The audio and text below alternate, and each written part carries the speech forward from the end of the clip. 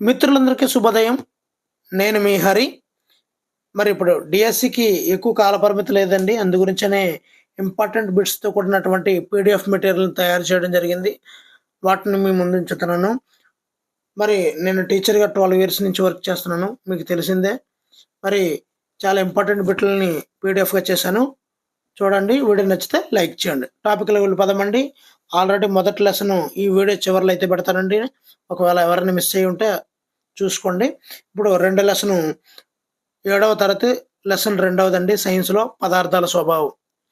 ఆమ్లాలు ఎసిర్ అనే లాటిన్ పదం నుండి ఉద్భవించిందండి. ఎసిర్ అంటే పులుపు. ఇక్కడ నిమ్మలో ఉన్నటువంటి ఆమ్లము సిట్రిక్ ఆమ్లం అండి. చింతలో ఉన్నటువంటి ఆమ్లము టార్టారిక్ ఆమ్లము. ఆపిల్‌లో మాలిక్ ఆమ్లం ఉంటుంది. టమాటాలో ఆక్సాలిక్ ఆమ్లం ఉంటుంది. వెన్నలో బ్యూటేరిక్ ఆమ్లం. బ్యూటీనెస్ వచ్చేది వెన్న కదండీ! అందు గురించండి. ఆపిల్ మాలిక్, చింత టాటర్.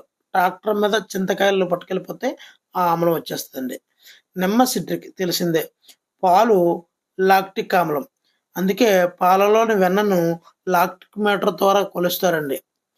వెనిగరు ఎసిటిక్ ఆమ్లం అండి. ఉసిరిలో లభించినటువంటి ఆమ్లము ఆస్కార్బిక్ ఆమ్లం అండి. మరలా చూద్దాము.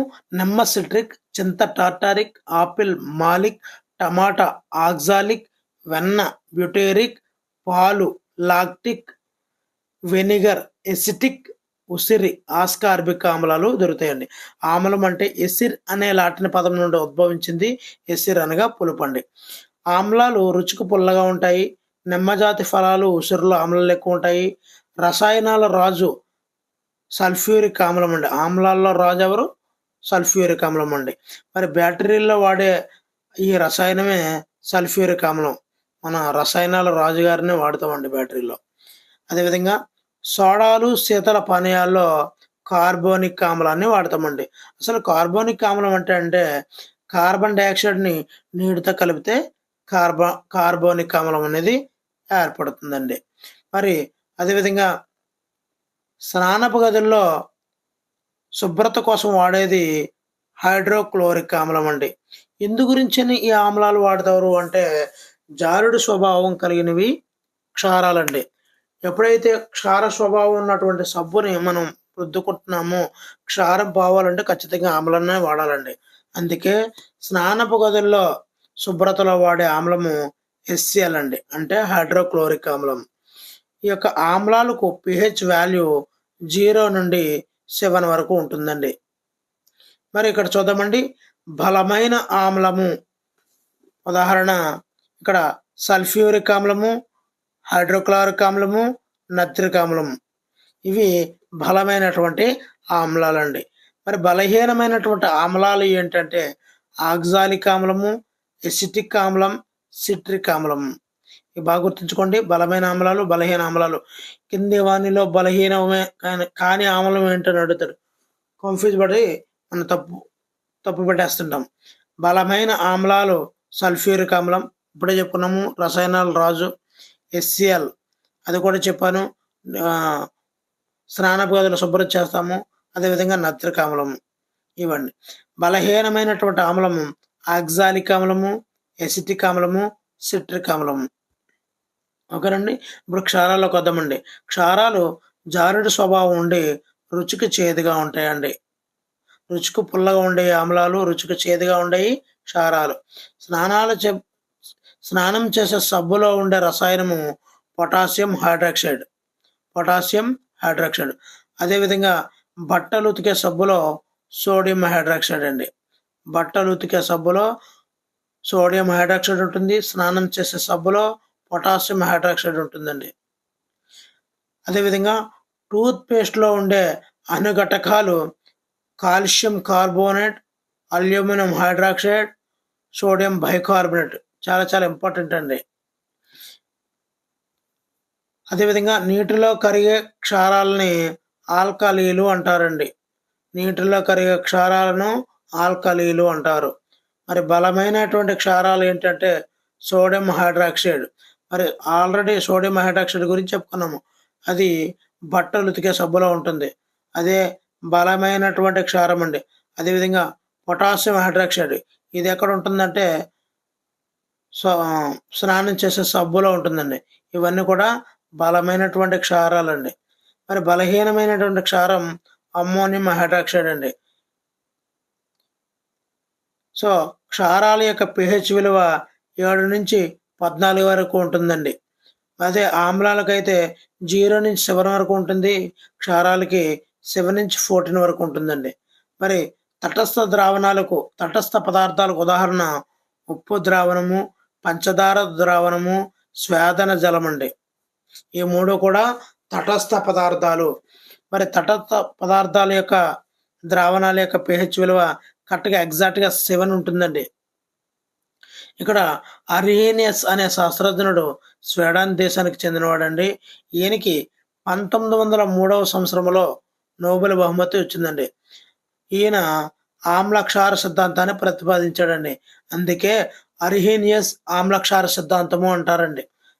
సింపుల్‌గా ఆ పూర్తి పదాన్ని గుర్తుంచుకున్నట్లయితే మనకి ఆమ్లక్షార సిద్ధాంతాన్ని ప్రతిపాదించింది ఎవరు అనేది చెప్పగలమండి. అర్హీనియస్ స్వీడన్ దేశానికి చెందినవాడండి. మరి లిట్మస్ అనే పేపరు లైకన్ అనే మొక్క నుండి వచ్చిందండి. లిట్మస్ లైకన్. మరి నీలి లిట్మస్ ఎరుపు రంగులకు మారితే అది ఆమ్లం అండి. అదే నీలి రంగులకు మారితే క్షారం అండి. ఎవరైనా కూడా ఈ ఆమ్లానికి ఏ రంగులో మారుతుంది లిట్మస్ పేపర్ అనేది కన్ఫ్యూజ్ పడుతుంటారు. దానికి నేను ఇచ్చే ఒకే ఒక చిట్కా ఎరుపు రంగులోకి మారితే ఆమ్లము అని ఆ ఒక్కటే గుర్తుపెట్టుకోండి. అలా గుర్తుపెట్టుకోవడం వల్ల నీలం రంగులోకి మారితే ఆటోమేటిక్‌గా అది క్షారం అయిపోతుంది కదండీ. ఎరుపులోకి మారితే ఆమ్లం. అంతే ఇదొక్కటే. లిట్మస్ పేపర్ మీద నీలి రంగు ఎరుపు రంగులోకి మారితే ఆమ్లం. మిగతావి క్షారం అయిపోతుంది. అంతే కదండీ. ఈ విధంగా గుర్తుంచుకోండి. 2 చదివేసి కన్ఫ్యూజన్ పడకండి. ఓకేనండి. సూచికలు ప్రధానంగా 4 రకాలు. ఒకటోది సహజ సూచికలు, రెండోది కృత్రిమ సూచికలు, మూడోది గ్రహణ సూచికలు, నాలుగవది సార్వత్రిక సూచికలు. ఒక్కొక్క సూచిక గురించి ఇప్పుడు మనం చూద్దామండి. ఇక్కడ సహజ సూచికలు పసుపు, మందారం అండి.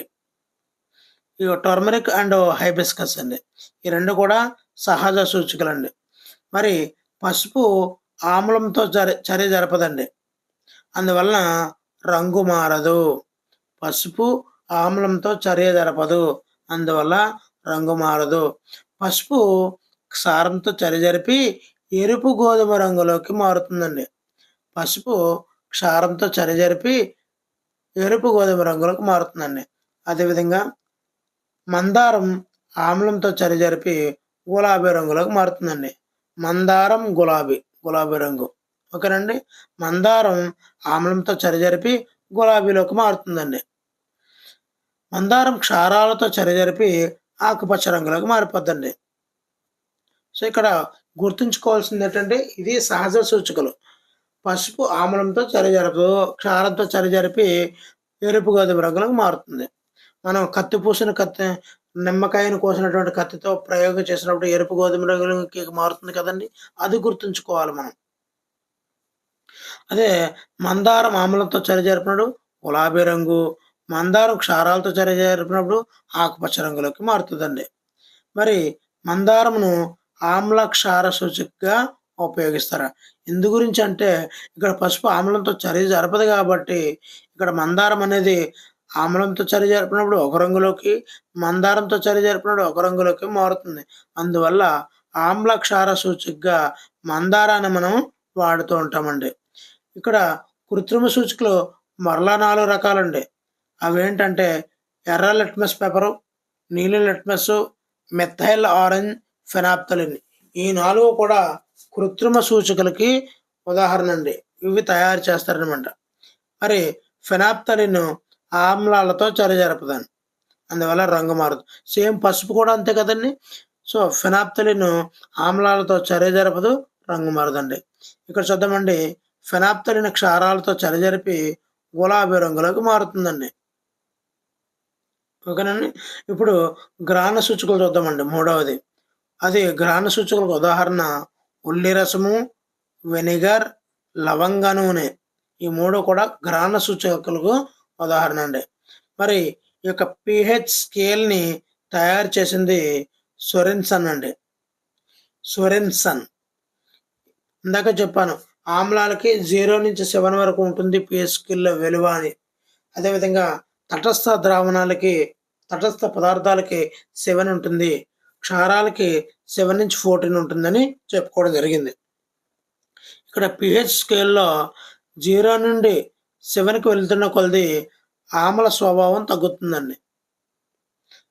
ఇక్కడ డైరెక్షన్ కూడా మనం గమనించాలి. 0 నుండి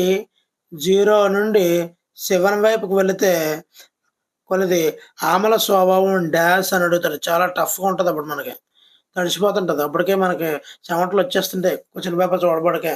సో 0-7 వైపుకి వెళుతున్న కొలది ఆమ్ల స్వభావం అయితే తగ్గుతుందండి. అదేవిధంగా pH స్కేల్‌లో 7-14 వైపుకి వెళ్ళే కొలది క్షార గుణం అయితే పెరుగుతుంది. అంటే రివర్స్ డైరెక్షన్‌లోకి మనకి ఇక్కడ కనిపిస్తుందండి చూడండి. ఇక్కడ మధ్యలో 7 ఉంది. మధ్యలో 7 ఉంటుంది. ఇక్కడ 0, 14.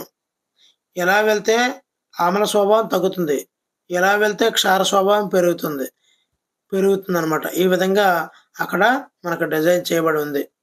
ఇది pH స్కేల్‌ని తయారు చేసింది మన సోరెన్సన్ గారు. ఓకేనండి. ఆమ్లం లోహంతో చర్యజరిపి హైడ్రోజన్ వాయువుని విడుదల చేస్తుందండి. ఆమ్లం లోహంతో చర్యజరిపి హైడ్రోజన్ని విడుదల చేస్తుంది. హైడ్రోజన్ వాయువు మండుతున్న అగ్గిపుల్లను టప్ అనే శబ్దంతో ఆరిపోయేలా చేస్తుందండి. అందువల్ల ఓకేనండి. మరి ఎప్పుడైతే ఆమ్లము లోహాలతో చర్య జరుపుతుందో అందువల్ల పచ్చళ్ళను లోహపు డబ్బాల్లో నిల్వ చేయరండి. అంతకుముందు మన పురాణంలో తాత ముత్తాతలు అమ్మమ్మలాలు ఉన్నారు కదండి, వాళ్ళు పింగాణీ జాడీల్లో పచ్చడి ఎందుకు పెట్టారా అన్నది ఇప్పుడు అర్థమవుతుందండి నాకైతే మాత్రం. అంతే, లోహపు పాత్రలో పెట్టడం వల్ల పచ్చళ్ళు పాడవుతున్నాయి అని అవ్వచ్చు, లేకపోతే అప్పటి కాలంలో లోహపు పాత్రలు ఉండకపోవచ్చు. సో అందువల్ల పచ్చళ్ళను లోహపు పాత్రలో నిల్వ చేయరండి. అదేవిధంగా సోడియం హైడ్రాక్సైడ్ అనేది క్షారం కదండి. ఇది లోహాలతో చర్యజరిపి హైడ్రోజన్ వాయువును విడుదల చేస్తుందండి. ఈ హైడ్రోజన్ వాయువు ఏం చేస్తుంది? మండుతున్న అగ్గిపులను టప్ మన ఆర్పేలా చేస్తుందండి. కానీ అన్ని క్షారాలు అన్ని లోహాలతో చర్య జరపవండి. ఇది గుర్తుంచుకోవాలండి. ఇక్కడ గుడ్డు పెంకు అంటే కాల్షియం కార్బోనేట్ అండి. ఇక్కడ మనం బాగా గుర్తుంచుకోవాల్సింది గుడ్డు పెంకు కాల్షియం కార్బోనేట్ అండి. నెక్స్ట్ అండి, కాల్షియం కార్బోనేట్ HClతో చర్య జరిపి కార్బన్ డైఆక్సైడ్ను విడుదల చేస్తుందండి. కాల్షియం కార్బోనేట్ HClతో చర్య జరిపి కార్బన్ డైఆక్సైడ్ని విడుదల చేస్తుందండి. ఇక్కడ కార్బన్ డైఆక్సైడ్ మండుతున్న అగ్గిపులను ఆరిపోయేలా చేస్తుంది. అక్కడ హైడ్రోజన్ వాయువు అయితే టప్ మన శబ్దం వస్తూ ఆగిపోయేలా చేస్తుంది. కార్బన్ డైఆక్సైడ్ కూడా ఆరిపోయేలా చేస్తుందండి. అందుగురించి మన ఫైర్ స్టేషన్ల దగ్గర కార్బన్ డైఆక్సైడ్తో కూడినటువంటి రెడ్ కలర్లో ఉన్నటువంటి, ఇప్పుడు మనం పెట్రోల్ బంక్ దగ్గర కూడా చూస్తున్నాం రెడ్ కలర్, దానిలో కార్బన్ డైఆక్సైడ్ అనేది ఉంటుందండి. అదేవిధంగా తటస్థీకరణ చర్యలో నీరు మరియు లవణం ఫైనల్గా అంత్య ఉత్పాదకాలుగా నీరు మరియు లవణం ఏర్పడుతుందండి. మరి వాషింగ్ సోడా సోడియం కార్బోనేట్ అండి. ఇక్కడ తినే సోడాకి వాషింగ్ సోడాకి కన్ఫ్యూజ్ పడుతూ ఉంటారు. గుర్తుంచుకోండి, తినే సోడా బైకార్బోనేట్, సోడియం బైకార్బోనేట్. తినే సోడా సోడియం బైకార్బోనేట్. ఆటోమేటిక్గా వాషింగ్ సోడా సోడియం కార్బోనేట్ అయిపోతుంది. ఉప్పుకి మరొక పేరే సోడియం క్లోరైడ్, NaCl అండి. సోడియం క్లోరైడ్ మన జీర్ణాశయం గ్యాస్ట్రిక్ ఆమ్లాన్ని అంటే HCl ఉత్పత్తి చేస్తుందండి. మన బాడీ లోపల HCl అనే ఆమ్లం అనేది ఉత్పత్తి అవుతుందండి. అప్పుడు ఏమవుతుందంటే జీర్ణం కాలేనప్పుడు, అజీర్ణంగా ఉన్నప్పుడు, అంటే ఎసిడిటీగా ఉన్నప్పుడు మనకి అది ఉపశమనం పొందడానికి మనం యాంటాసిడ్లు అనేవి వాడుతుంటామండి. యాంటాసిడ్లు అనేవి క్షారాలండి. యాంటాసిడ్లు అనేవి క్షారాలు. వాటిని వాడడం వల్ల మన లోపల ఉన్నటువంటి అజీర్ణాన్ని పోగొట్టుకుంటామండి. లోపల విడుదలైనటువంటి జీర్ణాశయంలో విడుదలైనటువంటి హెస్సియల్లో అంటే ఆమ్లాన్ని పోవాలి, విరుగుడుగా మనం క్షారాన్ని ఉపయోగిస్తామండి. ఆ క్షారాలే యాంటాసిడ్లు అండి. అదేవిధంగా ఈ యొక్క గ్యాస్ట్రిక్ ఆమ్లాన్ని ఉపశమనాన్ని ఇచ్చేవి ఏంటంటే aluminium hydroxide, magnesium hydroxide. Aluminium hydroxide, magnesium hydroxide. ఈ మెగ్నీషియం హైడ్రాక్సైడ్కి మరో పేరే మిల్క్ ఆఫ్ మెగ్నీషియా అని కూడా అంటామండి. మిల్క్ ఆఫ్ మెగ్నీషియా అని కూడా అంటాం. మరి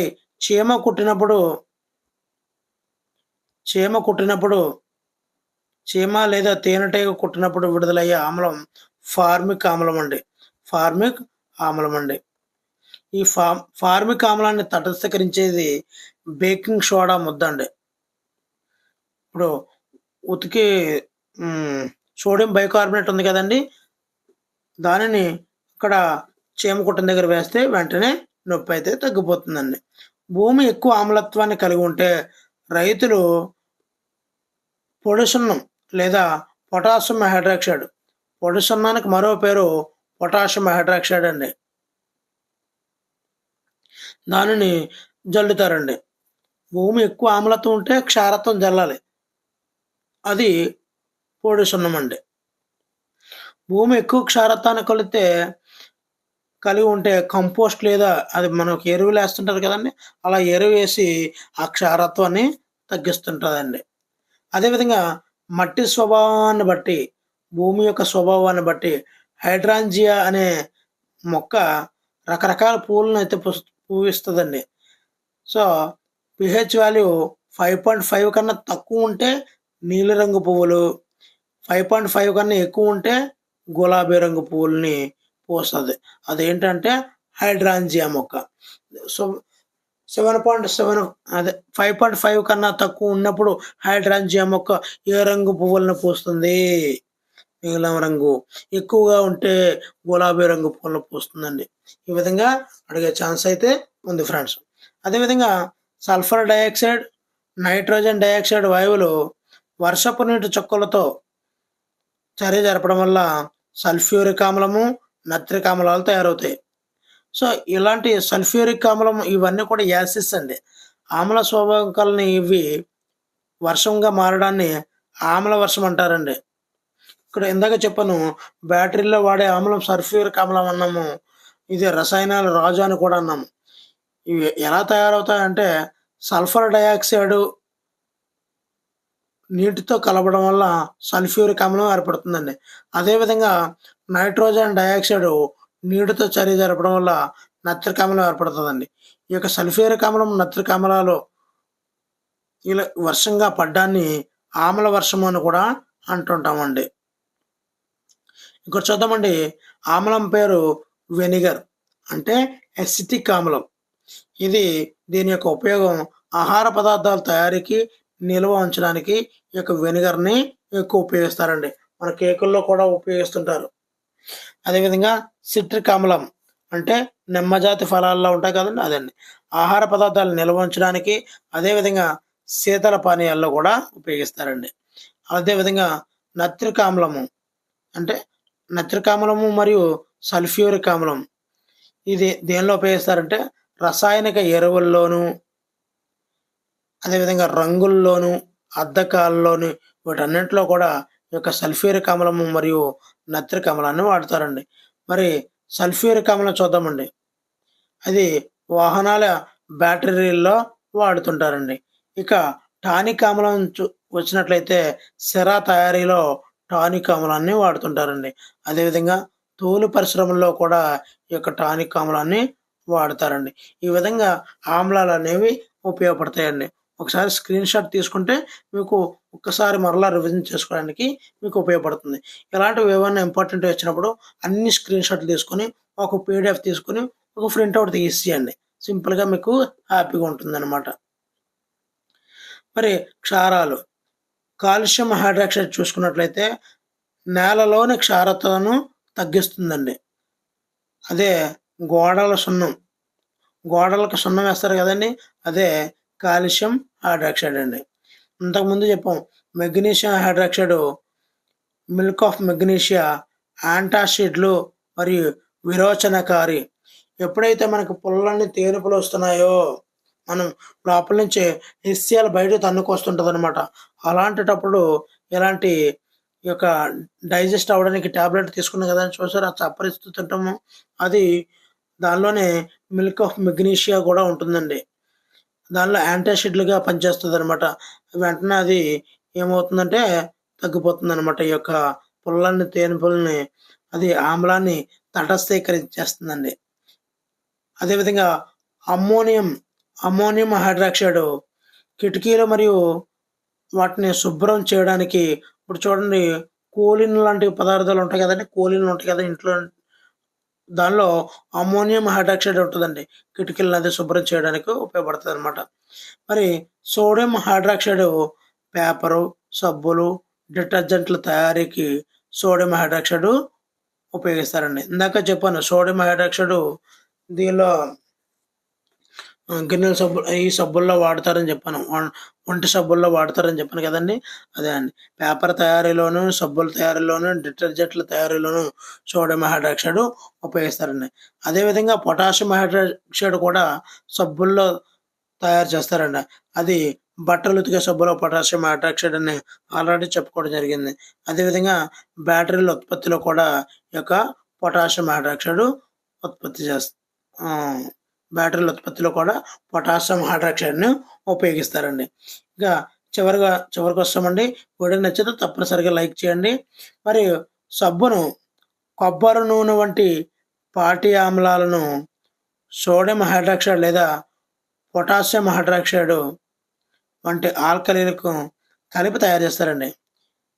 గుర్తుంచుకోండి, ఈ సబ్బును కొబ్బరి నూనె వంటి పాటి ఆమ్లాలతో ఇందాక చెప్పినటువంటి సోడియం హైడ్రాక్సైడ్, పొటాషియం హైడ్రాక్సైడ్ వీటిని కలిపేసి తయారు చేస్తారండి.